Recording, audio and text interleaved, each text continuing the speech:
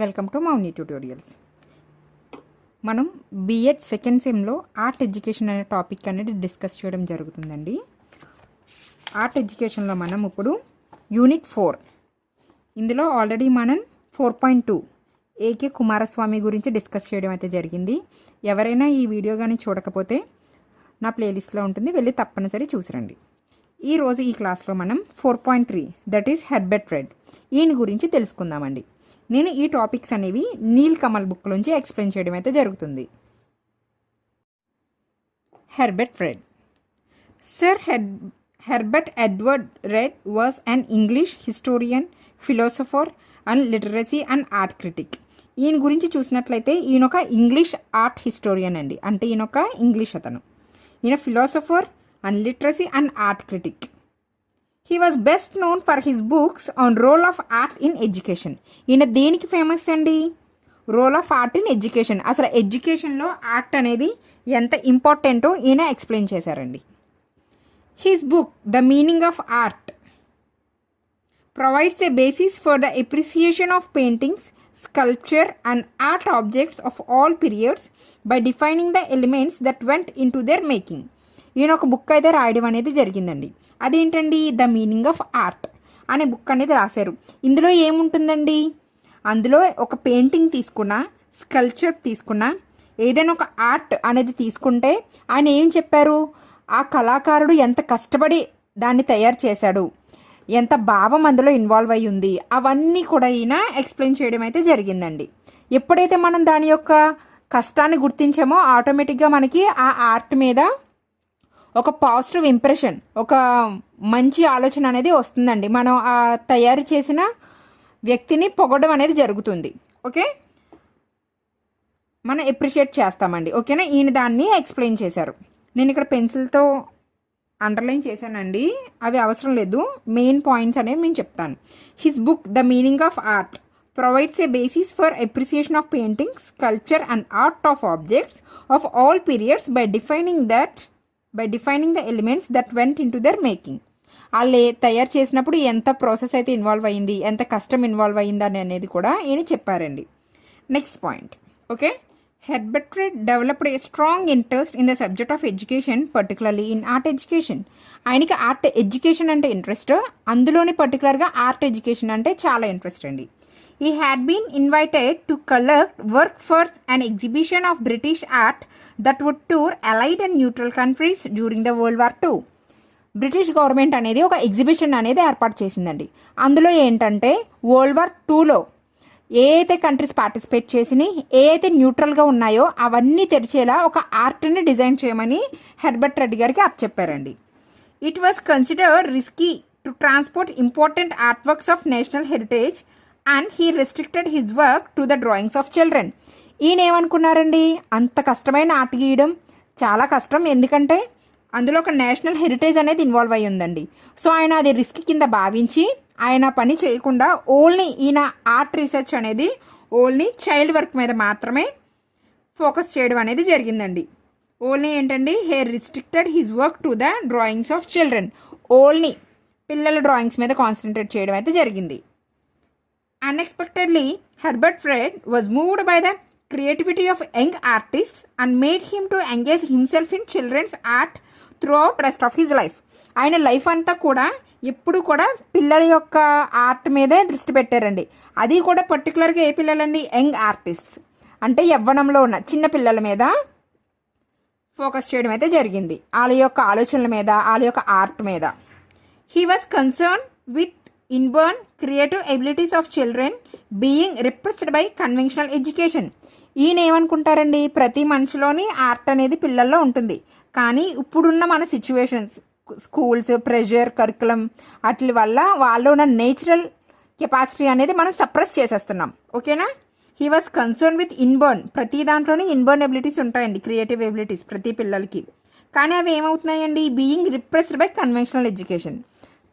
కానీ ఇప్పుడున్న మన ఎడ్యుకేషన్ సిస్టమ్ అవన్నిటిని కూడా సప్రెస్ చేసేస్తుంది. మనం ఎవరు కూడా దాటిని ఎంకరేజ్ చేయట్లేదు. In his view everyone is an artist of some kind with special abilities. ఈయన పరంగా ఏంటండి? ప్రతి మనిషి కూడా ఆర్టిస్టే, అది కూడా ఏంటండి ఒక్కొక్కళ్ళలోనే ఒక్కొక్క స్పెషల్ ఎబిలిటీస్ అనేవి ఉంటూనే ఉంటాయి.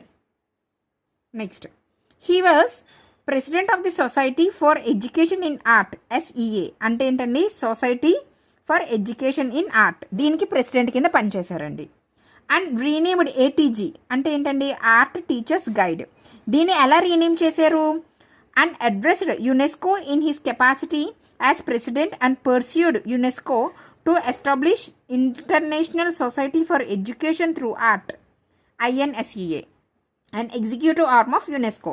యాక్చువల్గా ఫస్ట్లో ఆర్ట్ ఎడ్యుకేషన్ కానీ అంత ఇంపార్టెన్స్ అనేవి లేదండి, కానీ ఈయన యునెస్కోని ఒప్పించి అందులో ఒక భాగం కింద తయారు చేశారండి యునెస్కోలో. దేంటండి, INSEA అంటే international society for education through art. మనం విద్యని ఆర్ట్ ద్వారా అందించాలని ఒక పార్ట్ని, ఎగ్జిక్యూటివ్ బాడీని తయారు చేశారండి. ఓకేనా, యునెస్కోలో ఈయన. Next, the relation between art and religion is one of the most difficult questions faced by historians and art researchers. That aesthetic sense is inherent in most people irrespective of their intellectual standing is clearly shown by consideration of the art of primitive people. ఈయన బట్టి ఏంటండి, ఒక art అనేది ఎలా ఉండాలి, రియలిస్టిక్గా ఉండాలి కొంతమంది వ్యూలో. కానీ అసలు ఆర్ట్ ఎలా ఉంటుందంటండి మామూలుగా, the relationship between art and religion is one of the most difficult question. అంటే ఆర్ట్ రూపానికి రిలీజియన్కి చాలా వేరియేషన్ అండి, రెండు లింక్ పెట్టడం. ఎందుకండి, ఇప్పుడు ఒక బొమ్మ తీసుకుంటే అందంగా ఉండాలనుకోండి, మనం ఒకలా గీస్తాం.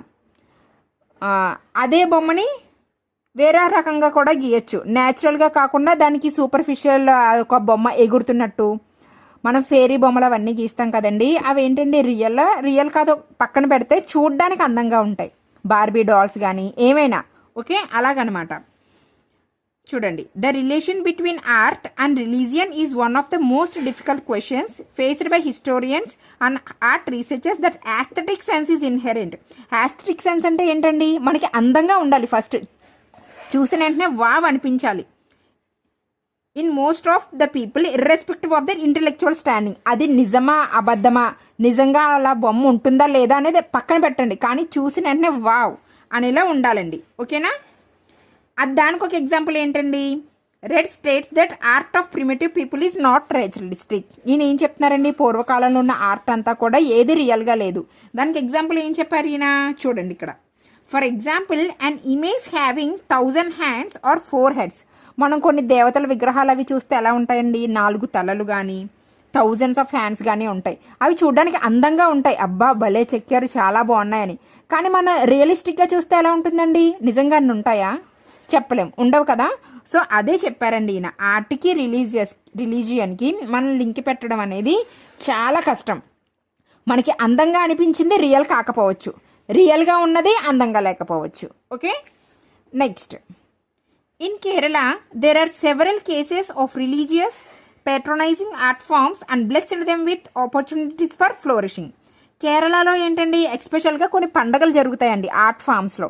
దాని మూలన ఏంటంటే, అలా పండుగలు జరగడం మూలన వాళ్ళ యొక్క హెరిటేజ్ అనేది ట్రాన్స్మిట్ అవుతూ ఉంటుంది ఒక జనరేషన్ నుంచి ఇంకో జనరేషన్కి. ఓకే, ఇంకొకటి Chavittu Nadakam, Parichakali and Margamkali are identifies as art forms nurtured by Christians, whereas Oppana populared by Muslims. ఇందులో ఆర్ట్ ఫామ్స్లో చేసే పండుగలు ఏంటండి, ఒప్పన అనేది ముస్లిమ్స్ చేసేది. Oppana populared by Muslims was mainly performed in Malabar regions. ఈ ఒప్పన అనే పండుగని మల్బార్ రీజియన్స్లో చేస్తారండి. Koothu and Kathakali used to perform in temples. ఈ డ్యాన్సెస్ కుత్తు కథకళి ఇవన్నీ కూడా టెంపుల్స్లో అనేది పెర్ఫార్మ్ చేస్తారు. Many art critics in India follow Read's theories and his influence can be seen in the Hindu view of art by Mulk Raj Anand. మనం ఆర్ట్ ఫామ్స్లో ఏమైనా బుక్స్ అనేవి రాసినట్టు చూస్తే, అబ్జర్వ్ చేస్తే, ఈయన రెడ్ గారు, హెర్బర్ట్ రెడ్ చెప్పిన థియరీస్ అన్నీ కూడా కనిపిస్తాయండి. దానికి ఒక ఎగ్జాంపుల్ ఏంటంటే the Hindu view of art. ఈ బుక్లో ముల్క్రాజ్ ఆనంద్ అనే అతను రాశారండి ఈ బుక్ని. ఇది కానీ మనం చదివినట్లయితే ఈ హెర్బర్ట్ రెడ్ గారు చెప్పిన చాలా నిజాలు, ఆయన పాయింట్ ఆఫ్ వ్యూలో ఉన్న ఆర్ట్ అనేది అంతా కూడా ఈ బుక్లో మనకి కనిపిస్తుందండి. Red books include art and industry, education through art, innocent I, A childhood autobiography, the full experience, art now, the meaning of art, A concise history of modern paintings. ఇవి బుక్స్ అండి. ఇవి ఈజీగా ఎలా గుర్తుపెట్టుకోవచ్చండి, నేను చెప్పాను కదండి, ఈయన ఎప్పుడు కూడా పిల్లల పాయింట్ ఆఫ్ వ్యూలోనే చెప్తూ ఉన్నారు. సో మామూలుగా చూసినట్లయితే ఆర్ట్ అండ్ ఇండస్ట్రీ, ఒక ఇండస్ట్రీని ఆర్ట్, నెక్స్ట్ ఆర్ట్ ద్వారా చదువు ఉండాలన్నారు ఈయన. ఓకే, ఎడ్యుకేషన్ త్రూ ఆర్ట్ ఒకటి. చైల్డ్హుడ్ గురించి వస్తే ఇన్నోసెంట్ ఐ, పిల్లలు చాలా అమాయకం కదండి, ఏ చైల్డ్హుడ్ ఆటోబయోగ్రఫీ, చిన్నప్పుడు పిల్లలు ఎలా ఉంటారు. నెక్స్ట్ అదొక full experience, the full experience ఒకటి. ఇంకొకటి ఇప్పుడు ఆర్ట్ ఫామ్ ఎలా ఉంది, ఆర్ట్ నౌ, అసలు మీనింగ్ ఆఫ్ ఆర్ట్ అంటే ఏంటి, ఆర్ట్ గురించి యొక్క history, A concise history of modern paintings. ఓకేనండి, ఇవైతే ఈజీగా గుర్తుపెట్టుకోవచ్చండి. బ్రీఫ్గా మనం ఈయన గురించి ఏం డిస్కస్ చేయడం అయితే జరిగిందంటే, హెర్బర్ట్ రెడ్ అనే అతను ఒక ఇంగ్లీష్ హిస్టోరియన్. ఓకే, ఈయన ఎందుకు ఫేమస్ అంటే role of art in education, అసలు ఎడ్యుకేషన్లో ఆర్ట్ అనేది ఎంత ఇంపార్టెంటో చెప్పడం అనేది జరిగిందండి. ఈయన ఏంటండి అసలు ఆర్ట్ అనేది ఏంటని చెప్పారు ఈయన, మీనింగ్ ఆఫ్ ఆర్ట్ అనే బుక్లో ఈయన ఏం చెప్పారు, ఒక పెయింటింగ్ తీసుకున్నా, డ్రాయింగ్ తీసుకున్నా, ఒక ఆర్టిస్ట్ ఎంత ఇన్వాల్వ్ అయి ఉంటారు, ఎంత కష్టం ఉంటుంది, అవన్నీ కూడా ఎక్స్ప్లెయిన్ చేశారండి. సో ఆటోమేటిక్గా మనకి దాని వైపు యొక్క ఇంపార్టెన్స్ అనేది, మనకి ఒక రెస్పెక్ట్ అనేది డెవలప్ అవుతూ ఉంటుంది. ఓకే, నెక్స్ట్ ఇందులో ఏంటండి, ఈయన్ని ఎప్పుడైతే బ్రిటిష్ గవర్నమెంట్ పిలిచి వరల్డ్ వార్ 2లో ఏమేమి అలైడ్ కంట్రీస్ ఉన్నాయి, న్యూట్రల్ కంట్రీస్ ఉన్నాయి అని ఒక ఆర్ట్ తయారు చేయమంటే, ఈయన అది రిస్క్ కింద భావించి అది ఒప్పుకోకుండా ఓన్లీ ఈయన త్రూ అవుట్ ది లైఫ్ ఈయన వర్క్ అంతా కూడా ఓన్లీ యంగ్ ఆర్టిస్ట్స్ మీదే కాన్సన్ట్రేట్ చేయడం అయితే జరిగిందండి. నెక్స్ట్ పాయింట్ ఏంటండి, ఈయన president of SEA, society for education in ఆర్ట్కి ప్రెసిడెంట్ కింద పనిచేశారు. దీన్ని ATZ అని రీనేమ్ చేశారు. అండ్ యునెస్కోలో ఒక ఆర్మ్ కింద తయారు చేశారు. దేన్నండి, INSEA, international society for education through art అనే దాన్ని యునెస్కోలో ఇంక్లూడ్ చేశారు ఈయన. ఓకే, ఈయన బట్టి ఏంటండి, ఆర్ట్ అనేది, ఆర్ట్ని రిలీజియన్ని రెండు మనం కలపలేం. ఎందుకంటే ఎస్థెటిక్ సెన్స్, అందంగా ఉన్నదే రియల్ కాకపోవచ్చు, న్యాచురలిస్టిక్ అవ్వకపోవచ్చు, న్యాచురల్గా ఉన్నది అందంగా లేకపోవచ్చు. ఫర్ ఎగ్జాంపుల్ ఏంటంటే, ఒక గాడెస్ బొమ్మ తీసుకుంటే 4 heads 1000 hands అనేవి, అది పక్కన పెడితే రియలా కాదా అనేది, అది ఒక చూడడానికి యాస్థెటిక్ సెన్స్ అనేది చాలా బాగుంటుందండి. ఓకే, నెక్స్ట్ ఇక్కడ ఉన్న మన ఆర్ట్ ఫామ్స్ అనేవి కొన్ని ఫెస్టివల్స్ ఉన్నాయండి. మెయిన్గా సెలబ్రేట్ చేసుకునే ఫెస్టివల్స్లో హిందూస్ కానీ, క్రిస్టియన్స్ కానీ, ముస్లిమ్స్ కానీ అందులో ఆర్ట్ అనేది ఇన్వాల్వ్ అవుతుంటుంది. దానివలన ఏంటంటే వాళ్ళ యొక్క కల్చరల్ అండ్ హెరిటేజ్ని వాళ్ళు అక్కడికక్కడ అంతం కాకుండా ఫ్యూచర్ జనరేషన్కి ట్రాన్స్మిట్ చేయడానికి యూజ్ అనేది ఉంటుంది. మెయిన్గా ఈయన రాసిన బుక్స్ ఏమిటండి, art and industry, education through art, innocent I, A childhood autobiography, full experience, ఇప్పుడు ఆర్ట్ ఎలా ఉంది, art now, meaning of art, A concise history of modern paintings. ఓకేనా అండి, థ్యాంక్ యూ వెరీ మచ్. మీకు ఈ వీడియో ఎలా అనిపించిందో తప్పనిసరి కామెంట్ సెక్షన్లో తెలియజేయండి. Thank you.